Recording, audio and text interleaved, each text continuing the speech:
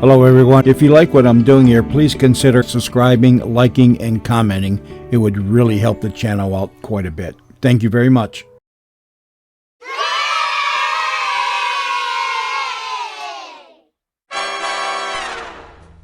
Once again, Decoder Ring Theater presents another page from the casebook of that master of mystery, that sultan of sleuthing, Martin Bracknell's immortal detective, Black Jack Justice, starring Christopher Mott as Jack and Andrea Lyons as Trixie Dixon, girl detective. The name's Justice. Jack Justice. I'm a Seamus, a gumshoe, a private eye, what you will. Some people say with a name like mine it's no wonder. Of course, I once knew a man named Friendly who stabbed 6 people, and a girl named Hero who fainted at the first sign of danger, so not everyone chooses to self-apply the identity their birth certificate thrust upon them. Besides, if I wrote it Jonathan J. Justice, I'd have made a swell lawyer, and JJ Justice sounds like a newspaperman to me. So it all comes down to how you wear your hat. Me, I wear mine pulled low to shield my baby blues from the afternoon sun as I slide my way into the office. The brim slowly releasing the cloud of smoke it accumulates as I wait for the antique elevator to consider carrying me to the 3rd floor agency digs. That's how it happens most every day, except the part about the afternoon. Today, seeing the light glowing behind the frosted glass that read Jack Justice Investigations, I knew I had miscalculated. She was already there. Well, well, the late Mr. Justice. Bright-eyed and bushy-tailed, are we? We are. It took some doing, but we are. I thought you were on the Rosen case. Wrapped it up neat and tidy about 11:30 last night. She pay cash? Good job, Trixie. You closed the case, drove across town, got a luxurious 6 hours sleep, and made it in to open the office 4.5 hours before I bothered to show up. Yeah, she paid cash. Swell. I got a decent night's sleep for once and only had to endure 20 seconds of sass mouth. I didn't mean to imply that I was finished. Seriously, Jack, what if a client had called? Did they? That's not the point. No, they didn't, Jack. You're right again. And you certainly do look dashing today. Pinch yourself, Bright Eyes. You're still in dreamland. The name's Dixon. Trixie Dixon, girl detective. In fact, I'd closed the Rosen case around 7:30 and had a late dinner with the agent assigned by the insurance company. 6'4", not a thought in his pretty little head. But that wasn't the point. Jack hadn't worked with a partner since before the war, and I wasn't about to let him start treating me like the help. Truth be told, I hadn't missed him much, and if it weren't for the fact that he makes a mean pot of coffee, I'd have been just as happy if he didn't come in at all. It was the principle of the thing, and a girl's got to have principles. Well, the sun's up anyway. Well, the sun's up. What are you smiling about? Smiling? Moi? I don't know what you mean. The evasion was cheap, which suggested that the story was, too. I perched on the edge of my desk, pushed back my hat on my head, and curled my lips into as warm a smile as I could manage without disturbing my cigarette. I'd been grilled often enough to know how to dish it out, too. Just then, the door opened, and a little man stepped in. He seemed momentarily surprised by the lack of a plush waiting room full of nubile secretaries, but he was polite enough to hide it. Is this Jack Justice Investigations? Is the sign on the door too subtle? I'm sorry? Please don't be. You're in the right place, all right. Won't you step in, Mr. Spratt. Benjamin Spratt. Pull up a chair, Mr. Spratt. I'm Jack Justice. This is my associate, Miss Dixon. Trixie, please. I'm very glad to know you. Yes, I believe you'll do nicely. Thanks. I don't hear enough of that. Forgive me. You did some work about 6 months ago for a gentleman of my acquaintance, Martin Anderson? Oh, yes. He spoke most highly of your work at the time. In particular, I recalled him saying that your firm consisted of 2 detectives, one male, one female, who might pass for a couple. I'm sorry, Miss Dixon, did I cause you to wince? She's all right. She's just lost in a beautiful daydream. Why do you need the his and hers detectives? To provide security for a reception my wife and I are hosting. What sort of security? Perhaps I should begin at the beginning. My wife possesses a large and beautiful diamond necklace, which has been in her family for some 7 generations. We are hosting a charity ball for the City Fathers Benevolent Fund next Saturday night, and my wife is naturally expected to appear in her full finery, just as her late mother did for years while hosting the same event. It has recently come to my attention that there will be a number of, how does one say it? I usually say it, punks. But we can say suspicious characters, if you're more comfortable with that. Suspicious characters it is, then. There will be a number of them in attendance, and I fear that all or one of them may be attending for no purpose other than to steal my wife's necklace. And you want us to work it instead of 6 goons with no necks? Indeed, sir, indeed. My poor wife is positively frantic at the prospect of taking her late mother's traditional role as hostess. To fill the room with burly security guards. Oh, no, it would never do. Frankly, Mr. Spratt, a thief worth his salt knows how to spot security and to strike when they're not looking. Mr. Justice and I, posing as a... Couple?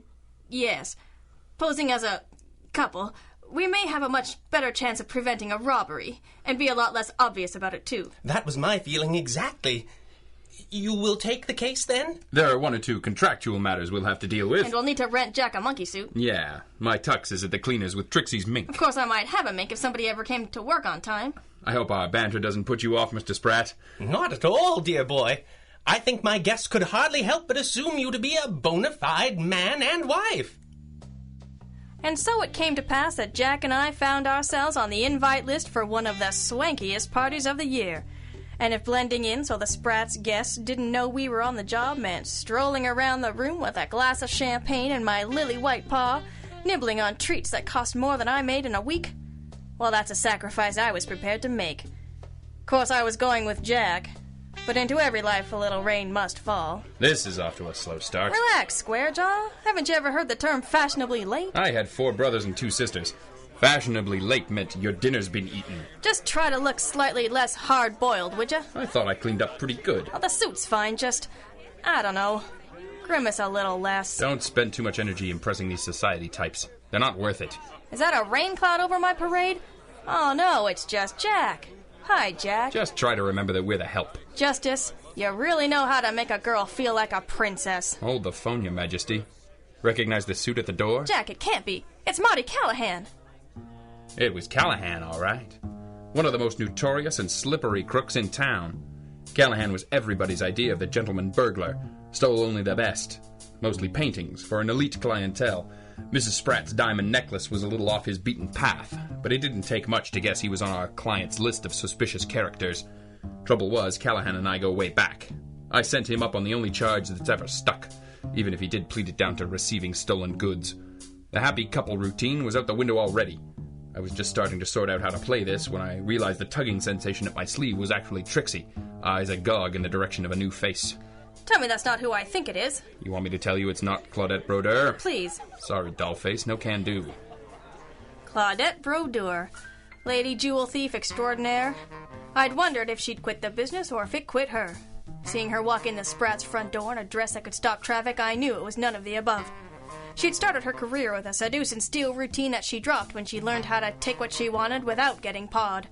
She still had it, though. I wondered if the dream bud on her arm was a partner or a prop. She caught me staring out of the corner of her eye. I tried to duck, but I knew I'd been made. I saw her blood turn cold. Looks like Mr. Spratt had been right to be worried. The deep end of the talent pool just kept getting deeper, and from the way Jack's eyes were fixed out on the balcony, I guessed we'd had a swimmer in another lane. Eli Meinrich. Seller of unique and precious heirlooms by day, stealer of unique and precious heirlooms by night. Meinrich wasn't as subtle as Brodeur or Callahan, but he had a network at his fingertips that could dispose of just about anything 10 fingers could pinch and do it without a trace. He spotted Trixie and I from across the room. He smiled and raised a glass to us. His smile was surprised but condescending. I felt a sudden urge to slap it off his face. I left Trixie to keep one eye on Brodeur and the other on Callahan and hoped they didn't move around too much and make the poor girl cross-eyed. Hello, Jackie boy. Eli, swell party, ain't it? Shame how they let just anyone in. Certainly is. I was talking about you. So was I. Jackie, I've missed you. You haven't come around to see me in ages. You haven't tried to kill one of my clients in ages. You should be honored. You should be incarcerated. Tell me, how is the little lady? I called her that once. Remind me to show you the scar. What are you doing here, Meinrich? You don't seem like the charity ball type. I shouldn't have thought so either, Jackie, but someone obviously doesn't agree with us. What do you mean? I was invited, dear boy. Invited to buy a ticket, admittedly, but you can imagine my surprise. I'm sure I can write it off. Business expense. Something like that. And you, Jackie, how did Lord and Lady Flatfoot find their way to the domain of the hoi polloi? Never mind that. Just keep your mitts off the Spratt diamonds, hear me? Oh, so it's like that. You needn't worry, Jackie. plenty of other fish in the sea. Besides, nasty, gaudy, think that necklace. Only fit to be broken up and sold as individual gems. Perhaps 6 or 7 nice tiaras might be made of it. A moot point, Eli, because I'm on the job. And while I am, nothing's going to happen to Mrs. Spratt's necklace. Hey, who turned out the lights? I had to say it. Everybody stay calm. I'm sure the lights will be back in a moment. Ah, see? There we are. Nothing at all to worry about. My diamonds! When the lights were off, someone has stolen my diamonds! Nobody move! The Spratt diamonds have been stolen! You are listening to Blackjack Justice from DecoderRingTheater.com.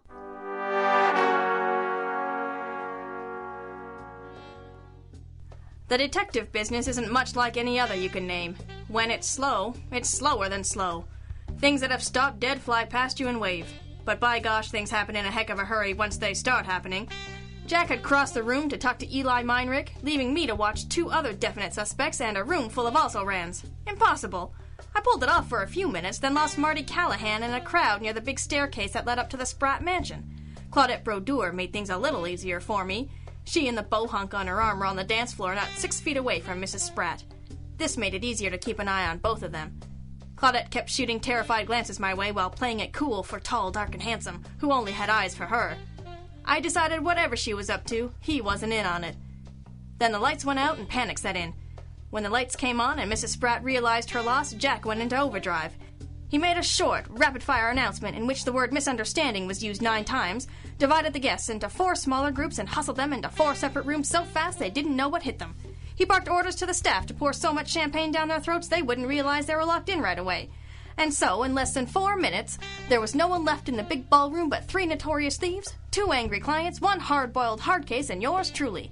It was a pretty impressive display, and I made darn sure he didn't know I thought so. How long you reckon we can keep this up? 10 minutes, maybe 15. Then it's for the law. My diamonds! They've been in my family for generations. My mother, she loved them so much.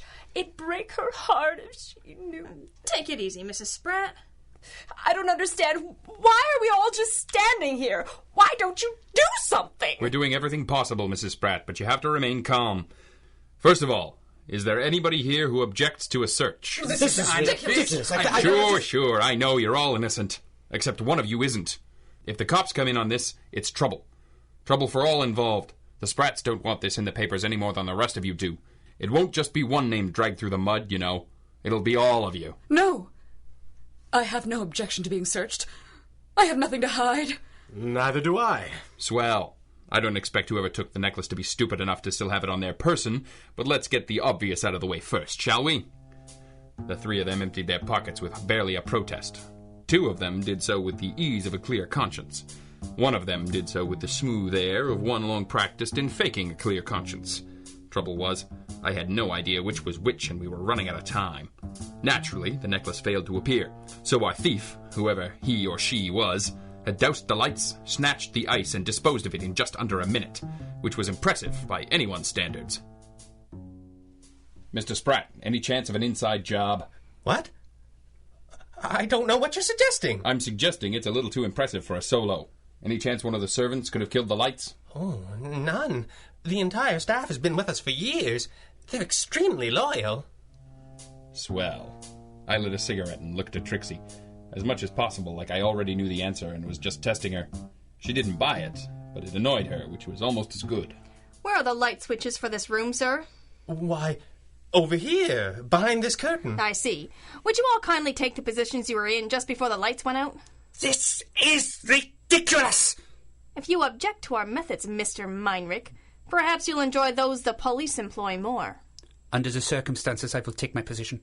You should probably hold it right there, Mr. Callahan. It'd be awfully tough to keep this just between us if you make me shoot you. The lady said to return to where I was when the lights went out. And? You was upstairs, weren't you, Mr. Callahan? You noticed. How nice. Why? Simply enjoying the party. The party was downstairs. How careless of me. Fine. Stand there at the bottom of the stairs where I can see you. They all took their positions like good boys and girls. Mrs. Spratt, still in tears, stepped into the middle of the dance floor with her husband. Miss Brodeur took the nearby position she and the bohunk had occupied. Callahan stood under Jack's watchful gaze, pretending to be upstairs. Meinrich stood just inside the French doors to the balcony. I flicked the light switch off, keeping my hand on it just in case my hunch didn't pan out. It did. The light spill from the hallway illuminated everyone in silhouette. Very romantic, and not at all the way it looked when the necklace was stolen. I turned the lights back on full before anyone could get cute. Mr. Spratt, where is the switch for those lights in the hallway? By the front door, my dear. Curiouser and curiouser. What do you mean? She means whatever you might think of your staff's loyalty. 1 Confederate to throw a light switch is plausible. 2 is getting unlikely. Are you suggesting the lights didn't go out? I'm suggesting they weren't turned off at the switch. There must be a power box somewhere. Certainly, it's upstairs. Well, Mr. Callahan? Well, what? If there's something you'd like to say, now's the time. If all you did was flip a switch, you'll get off easy. Who's your partner, Brodeur or Meinrich? Come now, this is insulting. You're above such things now? No, he's beneath them. What? Sorry, Trix. It doesn't sit right. Callahan's a master art thief, playing second string on a jewel job in a room full of people with at least 2 detectives. Not the kind of evening you go in for if your hobby's staying out of the pokey. Justice. I knew I could count on you to uphold my honor. This is preposterous. Why else would he be upstairs? Ask Mr. Justice. He knows. He was casing the joint. What? I was admiring the artwork upstairs, actually. Noting its quality, approximate value... Portability. If you like. If the City Fathers Benevolent Fund wants to invite notorious criminals into the homes of its wealthy patrons, you can hardly blame us for what is in our very nature. No. The fact remains that the only person close enough when the lights went out was you, Miss Brodeur. No. No! I'm afraid so. The jewel robbery is right up your old address. It was a little crude by your standards, but you've been out of the business for a while. You're bound to be a little rusty. Which room is your dance partner in? He must have the rocks in his pocket. No. Please. You mustn't. Give me one good reason why not. 'Cause she didn't do it. What? Something didn't sit right since she walked in the door. She never looked at Mrs. Spratt, not once. Just looked nervous daggers at me and played calm for the bohunk. He doesn't know, does he, Claudette? No. No, he doesn't. I met Paul almost a year ago. He knows nothing about my past. We've traveled the world together. We're to be married in the spring. I was nervous about coming back into town with him, still more about coming to this party, but we're to leave in the morning. I couldn't have imagined something like this would happen. It usually does when you're around, Angel. Not anymore. I swear it. Oh, please, you must believe me. This is my last chance at happiness. Please. Jack, I believe her. What does it matter? He knows I'm in here being interrogated. He's bound to wonder why. He'll just think you're in one of the other holding rooms. If you are innocent, he'll never need to know a thing. Provided we can wrap this up without the cops. It seems that depends on Mr. Meinrich. Does it? Surely there is but one suspect left. Sure looks that way to me. But Jackie... Save it. Mrs. Spratt, you look pale. Why don't you get some water and lie down? This will all be over in just a few minutes. Thank you, Mr. Justice. Thank you. I will. All right. We got 4 rooms full of guests and we're out of time. Give. You heard me. Hand over the necklace. Are you addressing me, sir? How dare you? Don't. There isn't time. People's lives hang in the balance, Mr. Spratt. You were good. Wanted your security to blend in, afraid of creating a scandal or sensation. Trouble is, Callahan was upstairs casing the joint. Brodeur's gone straight. And Meinrich? Eli?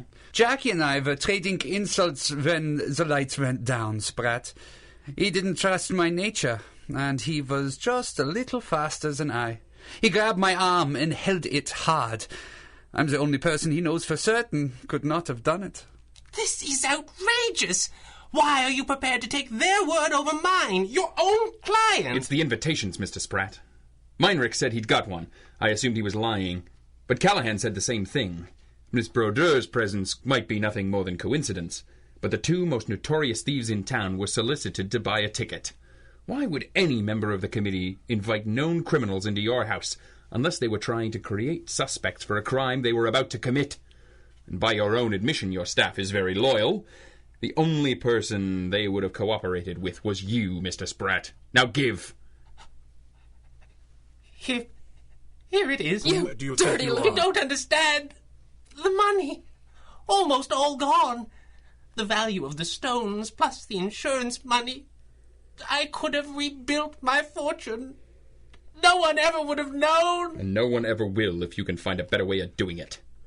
You mean? I mean you're getting a better deal than you deserve. And not because you're a client. You're getting it because other people's freedom's at stake. Other people's happiness. Some of them might not deserve it, but they don't deserve to have it taken away by you. Give your wife the necklace. Tell her I swore you to secrecy. Tell your guests whatever you like. All a misunderstanding. Miss Brodeur, best of luck. Callahan, if any of these paintings go for a walk in the future, I'm coming looking for you. Eli, give me back my wristwatch. Drat. And Spratt, I've got my eye on you. There's a heck of a bill headed your way. Pay it. He did pay it, too. Spratt paid a lot of people in the months that followed, but people born with that many spoons in their mouths are never what you and I would call poor, and never for very long. Meinrich and Callahan went back to their old tricks, though the auction block took most of the Spratt's artwork before Callahan could. Claudette? Never been heard from since, which is just the way she wanted it. Didn't seem quite fair, Spratt getting off as easy as he did, but it bought her a second chance. And justice for all is almost never possible. On a good day, you manage justice for some.